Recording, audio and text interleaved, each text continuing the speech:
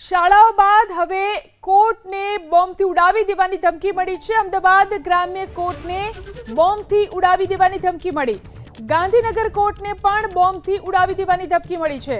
તો શાળાઓ બાદ હવે કોર્ટને પણ બોમ્બથી ઉડાવી દેવાની ધમકી મળી। વડોદરામાં કોર્ટને બોમ્બથી ઉડાવી દેવાનો ધમકી ભર્યો ઈમેલ મળ્યો છે। ગાંધીનગર કોર્ટને પણ બોમ્બથી ઉડાવી દેવાની ધમકી મળી।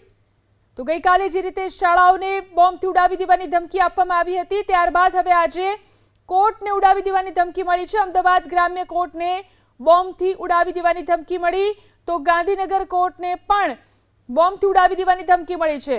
તો વડોદરામાં પણ કોર્ટને બોમ્બથી ઉડાવી દેવાની ધમકી ભર્યો ઈમેલ મળ્યો છે। ગઈકાલે અમદાવાદ અને વડોદરાની શાળાઓમાં આ રીતે ધમકી ભર્યો ઈમેલ આવ્યો હતો અને શાળાઓને બોમ્બથી ઉડાવી દેવાની ધમકી હતી, અને ત્યારબાદ હવે આજે કોર્ટને ઉડાવી દેવાની ધમકી મળી છે। અમદાવાદ ગ્રામ્ય કોર્ટને બોમ્બથી ઉડાવી દેવાની ધમકી મળી। આ ઉપરાંત ગાંધીનગર કોર્ટને પણ બોમ્બથી ઉડાવવાની ધમકી મળી છે। તો વડોદરામાં પણ કોર્ટને બોમ્બથી ઉડાવી દેવાનો ધમકી ભર્યો ઈમેલ મળ્યો છે। તો આ પ્રકારની ધમકીઓ સતત વધી રહી છે, ત્યારે અહીં તપાસ શરૂ કરી દેવામાં આવી છે।